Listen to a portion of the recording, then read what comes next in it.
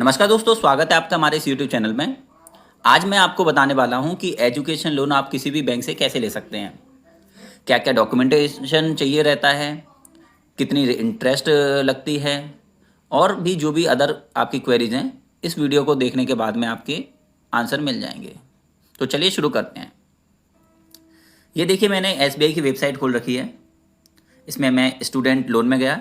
अभी मैं इसकी एक एक जो भी फीचर्स हैं उसको पढ़ूंगा और एक्सप्लेन करूंगा, जिससे कि आप आसानी से समझ सकें।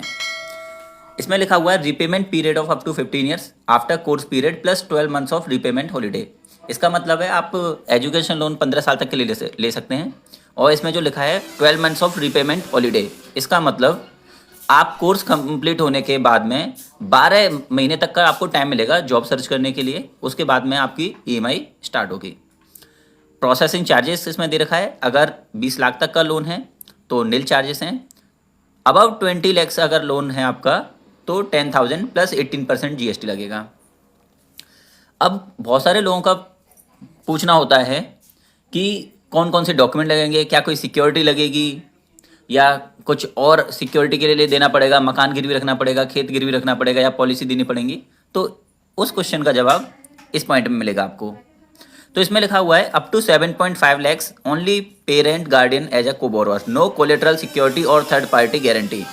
अगर आपका लोन अमाउंट 7.5 लाख रुपए तक का है तो आपको किसी भी तरह की सिक्योरिटी देने की जरूरत नहीं है, ना ही पर्सनल गारंटी। सिर्फ और सिर्फ आपके पेरेंट गार्डियन जैसे मदर या फादर किसी को भी को एप्लीकेंट बना दिया जाएगा इस लोन में और लोन मिल जाएगा। Above 7.5 lakhs, parent guardian as a co-borrower and tangible collateral security। इसका मतलब क्या है, जब भी लोन अमाउंट 7.5 लाख से ज़्यादा होगा तो आपके पेरेंट उसमें को बोरोअर बनेंगे। इसके साथ में आपको टेंजिबल कोलेटरल सिक्योरिटी देनी पड़ेगी। अब टेंजिबल कोलेटरल सिक्योरिटी क्या रहती है? आप अपना मकान दे सकते हैं, दुकान दे सकते हैं, आपकी जो भी प्रॉपर्टी है जिस पे स्ट्रक्चर है, उतने ही अमाउंट का आपको बैंक को एज ए सिक्योरिटी देना होगा। सपोज करिए आपका लोन अमाउंट है 20 लाख, तो आपको 20 लाख की कीमत का ही सिक्योरिटी आपको बैंक को देनी पड़ेगी। अब आते हैं मार्जिन में। मार्जिन क्या रहता है? सपोज करिए आपकी कॉलेज की फ़ी है 5 लाख रुपया, बैंक ने आपको दिया 4 लाख, तो जो 1 लाख रुपया है वो आपका मार्जिन अमाउंट है। तो अब देखते हैं, अप टू रेट्स 4 लाख नील। अगर 4 लाख रुपये तक की फ़ी है तो आप पूरा का पूरा लोन ले सकते हैं। सपोज करो कोर्स की फीस है 2 साल के लिए MBA है कर रहे हैं आप, और 2 लाख रुपए उसकी एनुअल फ़ी है, तो 4 लाख रुपए तक का आप पूरा लोन ले सकते हैं। इसके लिए आपको कोई भी मार्जिन मनी देने की जरूरत नहीं है। हाँ, अगर 4 लाख से ऊपर है और इंडिया में अगर आप पढ़ाई कर रहे हैं तो आपको 5% मार्जिन मनी देनी होगी। अगर आप अब्रॉड जा रहे हैं तो 15% देनी होगी। इसमें साफ साफ लिखा हुआ है।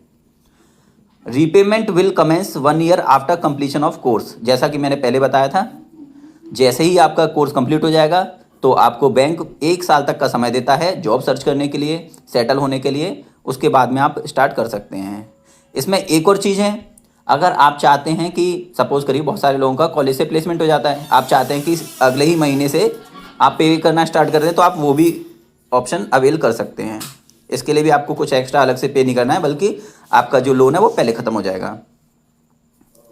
अब एक और इसमें क्वेरी आती है कि सपोज़ करो किसी ने ग्रेजुएशन कर ली, अब उसको पोस्ट ग्रेजुएशन भी करनी है, तो क्या करेंगे? उसका जवाब इस लाइन में है। In case second loan is availed for higher studies later to repay the combined loan amount in 15 years after completion of second course. अब एक और पॉइंट है EMI generation. The accrued interest during the moratorium period and course period is added to the principal and repayment is fixed in EMI equated monthly installments. If full interest is served before the commencement of the repayment, EMI is fixed based on the principal amount only.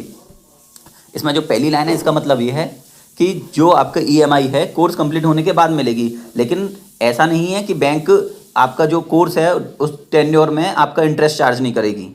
वही suppose करो 4 साल का आपका BTech है, आपने 4 साल use किया उस पैसे को, तो बैंक 4 साल का इंटरेस्ट जब आपका रीपेमेंट स्टार्ट होगा कोर्स कंप्लीट होने के बाद में उसमें जोड़ देगी, और जो EMI उस वक्त कैलकुलेट होगी उस इंटरेस्ट को जोड़ कर रहेगी। इसमें आप एक और चीज़ कर सकते हैं, आप उस पर्टिकुलर अमाउंट की, सपोज करो आपका 10 लाख लोन है आपने लिया, तो उस लोन को आप शुरुआत में ही ले लीजिए, अवेल कर लीजिए, और इंटरेस्ट पार्ट को आप कोर्स के दौरान ही पे कर सकते हैं। इससे क्या फ़ायदा रहेगा, आपका जो बाद में ईएमआई जो बढ़ के आने वाला है वो सेम रहेगा। अब रेट ऑफ इंटरेस्ट कितनी है ये देखते हैं हम।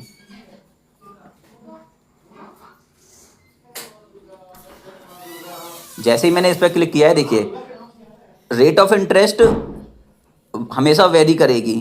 पहली बात तो ये, क्योंकि ये फ्लोटिंग रेट ऑफ इंटरेस्ट रहती हैं, तो जैसे ही आरबीआई रेट ऑफ इंटरेस्ट बढ़ाएगा घटाएगा, रेपो रेट में अपडेट करेगा, चेंजेस करेगा, आपकी रेट ऑफ इंटरेस्ट हमेशा चेंज होती रहेगी। फिर भी अगर आप किसी नॉर्मल कॉलेज से कर रहे हैं तो अप टू 7.5 लाख है, तो आपका जो इफेक्टिव रेट ऑफ इंटरेस्ट इसमें दे रखा है, आप देख सकते हैं 11.15 है। जो फीमेल स्टूडेंट्स रहती हैं, गर्ल स्टूडेंट्स रहती हैं, उसको 0.5% का कंसेशन है, और ये कंसेशन लगभग सारी बैंक ही देती हैं। अब 7.5 लाख के लोन में आपका रेट ऑफ इंटरेस्ट रहेगा 11.15, सेम इसमें भी है कि 0.5% का कंसेशन मिलेगा। इसके अलावा इसमें एक टर्म दे रखी है, देखिए 0.50% concession for students availing of SBI Rin, Raksha और any other existing policy assigned in favour of our bank. इसका मतलब क्या है, अगर आप उस लोन को इंश्योरेंस के थ्रू सिक्योर करा लेते हैं, जैसे कि आपका 10 लाख का लोन है, उस 10 लाख के लोन को सिक्योर कराने का मतलब है आपने कोई इंश्योरेंस पॉलिसी ले ली जिससे कि वो लायबिलिटी सिक्योर हो जाए। अगर आपको कुछ हो जाए तो वो लायबिलिटी सिक्योर हो जाएगी, और बैंक, वो जो इंश्योरेंस कंपनी है, उसी लोन अमाउंट को बैंक को पे कर देगा, तो मतलब बैंक का पैसा सेफ है। उस केस में भी आपको 0.5% का डिस्काउंट मिलेगा। इसके अलावा जो भी प्रीमियम कॉलेज रहते हैं इंडिया में, जैसे IITs हैं, IIMs हैं, वहाँ पे रेट ऑफ इंटरेस्ट बहुत कम रहता है, जैसा कि आप देख सकते हैं। देखिए इन्होंने कैटेगरी डिवाइड कर रखी है, AA, A, B, C category में। AA में जैसे ऑल IITs हैं, तो यहाँ देखिए रेट ऑफ इंटरेस्ट है 8.20, जबकि नॉर्मल कॉलेज में रेट ऑफ इंटरेस्ट था 11.15%। तो काफ़ी डिफरेंस है, देखिए लगभग 3% का डिफरेंस है। क्यों डिफरेंस है, क्योंकि आप बहुत ही प्रीमियम कॉलेज से पढ़ाई कर रहे हैं, तो बैंक ये मान के चलता है कि आपका अच्छा पैकेज लगेगा, आप टाइम से रीपे करेंगे लोन। और अदर NITs वगैरह में आप जाएंगे तो देखिए थोड़ा सा ऊपर आ गया है 8.65%।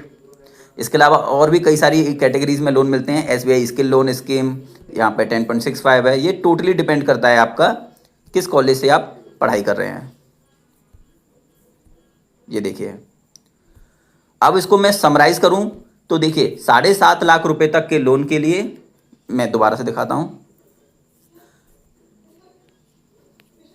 7.5 लाख रुपए तक के लोन के लिए कोई भी सिक्योरिटी की जरूरत नहीं होती है। पहला ये आपका डाउट हुआ। बहुत सारे मध्यम वर्गीय परिवार के लोग होंगे, वो सोचते होंगे कि क्या उनको लोन मिल पाएगा, क्या उनके पास में ज़मीन नहीं है और मकान नहीं है गिरवी रखने के लिए। तो बिल्कुल आप बैंक में जा सकते हैं। अगर वहाँ का स्टाफ, मैनेजर कोई भी बोले कि नहीं आपको कुछ सिक्योरिटी में देना पड़ेगा, गारंटी लेके आनी पड़ेगी, पिताजी के ITR चाहिए होंगे, इनकम प्रूफ चाहिए होगा, तो कुछ भी नहीं चाहिए। आप इनको वेबसाइट दिखाइए, वहीं पर ओपन करके और बोलिए कि बैंक ने खुद मेंशन कर रखा है कि 7.5 लाख रुपए तक के लोन के लिए कोई भी सिक्योरिटी की जरूरत नहीं है, सिर्फ और सिर्फ आपके पिताजी या माताजी को एज अ कोबोरर बनाएंगे। हाँ, 7.5 लाख से ऊपर का अगर कोई लोन है, उस केस में पिताजी या माताजी आपके कोबोरर बनेंगे और सिक्योरिटी भी देनी होगी। अगर आप 3-4 लाख रुपए का लोन लेने जा रहे हैं, उस केस में ना ही आपको सिक्योरिटी देनी है, सिर्फ पिताजी को गारंटर बनाना है या माताजी को बनाना है, और कोई भी मार्जिन नहीं देना। 3-4 लाख रुपए की फीस है, पूरा पूरा आप लोन ले सकते हैं। अगर बैंक वाले इंसिस्ट करते हैं कि नहीं आपको ITR देना पड़ेगा पिताजी का, या इनकम प्रूफ देना पड़ेगा, या सफिशिएंट इनकम नहीं है, तो ये बिल्कुल गलत है। आप सीधे बैंक के पोर्टल पर कंप्लेन करिए, नहीं तो आप RBI में भी कंप्लेन लॉन्च कर सकते हैं कि बैंक लोन नहीं दे रहा है। अभी चलिए मैं आपको बता देता हूँ कि आपको कौन कौन से डॉक्यूमेंट लेकर जाने होंगे एजुकेशन लोन के लिए।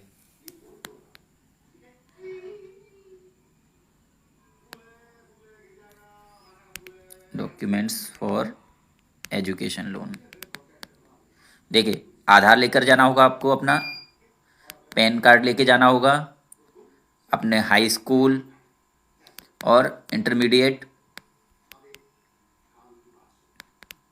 की मार्कशीट भी लेके जानी होंगी। अगर आप पोस्ट ग्रेजुएशन करने जा रहे हैं तो ग्रेजुएशन की भी मार्कशीट लेके जानी होगी।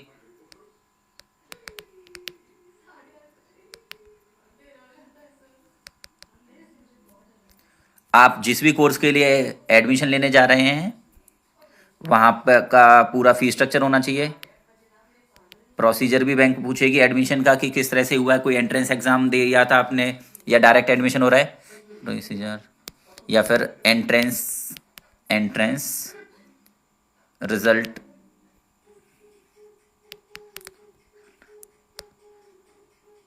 कोर्स फी स्ट्रक्चर आपको ये सारे लेके जाने हैं। इसके अलावा जो गार्डियन वाला पॉइंट दे रखा है, गार्डियन डॉक्यूमेंट्स में क्या चाहिए होंगे, देखिए गार्डियंस में चाहिए होंगे उनके आधार और पेन। इसके अलावा 2 फोटो और चाहिए होंगे, 2 फोटोज आपके भी 2 फोटोज चाहिए होंगे। इसके अलावा और कोई डॉक्यूमेंट की रिक्वायरमेंट नहीं है। अगर लोन आपका अप टू 7.5 लाख रुपीज़ है तो इंडिया में, मैं आपको दिखा दे रहा हूँ, अगर आपका एजुकेशन लोन 7.5 लाख रुपए तक का है तो आपको और कोई डॉक्यूमेंट ले जाने की ज़रूरत नहीं है। आधार, पेन, 2 फोटो, हाई स्कूल और इंटरमीडिएट की मार्कशीट, ग्रेजुएशन मार्कशीट, अगर पोस्ट ग्रेजुएशन के लिए लोन लेना चाह रहे हैं तो एडमिशन प्रोसीजर के बारे में बैंक जरूर पूछेगा। अगर कोई आपने एंट्रेंस एग्जाम दिया है, जैसे नीट का दिया है, कैट का दिया है या IIT का दिया है या कोई भी दिया, डायरेक्ट कई सारे कॉलेज खुद भी अपना एंट्रेंस एग्ज़ाम रखते हैं, वो भी दिया है तो उसका आपको रिजल्ट लेके जाना पड़ेगा और कोर्स फी स्ट्रक्चर लेके जाना पड़ेगा। ठीक है, अब एजुकेशन लोन में क्या क्या इंक्लूड होता है, देखिए एजुकेशन लोन में आप पढ़ाई के लिए आप लैपटॉप भी खरीद सकते हैं। सपोज करिए आपका कॉलेज, आप रहने वाले दिल्ली के हैं, आप कॉलेज आपका अहमदाबाद या चेन्नई, तो फ्लाइट का फेयर भी इंक्लूड हो जाता है, या फिर ट्रेन का फेयर बैंक इसके लिए भी फाइनेंस करता है। इसके अलावा हॉस्टल फैसिलिटी इसके लिए भी फाइनेंस करता है, books and other study material bank इन सारी चीज़ों के लिए भी फाइनेंस करता है। ये सारा आपका एजुकेशन लोन का ही पार्ट है। जैसे लैपटॉप आप उसको पढ़ाई के लिए यूज़ करेंगे तो आप उसको भी ले सकते हैं। हाँ, जितनी भी सारी चीज़ें खरीद रहे हैं इसका आपको ओरिजिनल बिल जरूर देना होगा। आप इस चीज़ को डाइवर्ट नहीं कर सकते, ऐसा नहीं कर सकते 5 लाख रुपए ले लिया या 10 लाख रुपए का आपने वो एजुकेशन लोन ले लिया, उस पैसे को आप 8 लाख की पढ़ाई में यूज़ कर रहे हैं, 2 लाख रुपये कहीं और आप लगा दें, तो आप इस तरह से डाइवर्ट नहीं कर सकते और करना भी नहीं चाहिए। बैंक आपकी मदद कर रहा है तो सही जगह पे ही यूज़ होना चाहिए।